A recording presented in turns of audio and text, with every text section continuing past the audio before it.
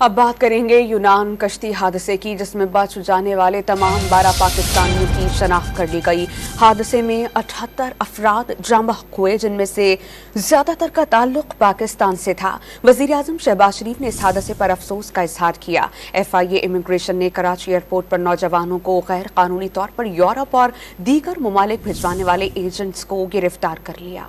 یونان میں الٹنے والی کشتی میں 750 سے زائد افراد سوار تھے۔ وزن زیادہ ہونے کے باعث کشتی الٹی اور 78 افراد جان سے ہاتھ دھو بیٹھے۔ جان بحق ہونے والوں میں متعدد پاکستانی بھی شامل ہیں۔ حادثے میں سیالکوٹ کا 27 سالہ کاشف بٹ بھی جان گنوا بیٹھا۔ کاشف 5 بچوں کا باپ تھا۔ اس کے والد نے بتایا کہ اسلم نامی ایجنٹ نے بیٹے کو اٹلی بھیجنے کے لیے 23 لاکھ روپے وصول کیے اور قانونی طریقے سے ہوائی جہاز کے ذریعے اٹلی بھیجنے کا وعدہ کیا تھا۔ حادثے میں شیخ پورہ کے 4 افراد عثمان علی، اجاز نذیر، فخر زمان اور ناصر بھی سمندر کی بے رحم موجوں کا شکار ہوئے۔ گجرانوالہ کے 3 دوست امجد، جلال اور حبیب بھی حادثے کی نظر ہو گئے۔ ان کے گھروں میں بھی صف ماتم بچھی ہوئی ہے۔ جاں بحق ہونے والے پاکستانیوں میں 12 کا تعلق کوٹلی آزاد کشمیر سے تھا۔ یونان میں پاکستانی سفارت خانے کے حکام نے حادثے میں زندہ بچ جانے والوں سے ملاقات کی۔ دفتر خارجہ کے ترجمان نے کہا کہ یونان میں پاکستانی مشن میتوں کی شناخت کے عمل میں شریک ہے۔ حادثے میں جاں بحق پاکستانیوں کی تعداد کی تاحال تصدیق نہیں ہو سکی۔ یونان کشتی حادثے میں 12 پاکستانی زندہ بچے ہیں۔ وزیر اعظم شہباز شریف نے کشتی حادثے میں جاں بحق افراد کے اہل خانہ سے اظہار تعزیت کیا ہے۔ انہوں نے بتایا کہ بچ جانے والے 12 پاکستانیوں کی شناخت کر لی گئی ہے۔ دوسری طرف FIA امیگریشن نے کراچی ایئرپورٹ پر ساجد محمود نامی ایجنٹ کو دھر لیا۔ ملزم نے شہریوں کو غیر قانونی طور پر یورپ اور دیگر ممالک بھجوایا تھا۔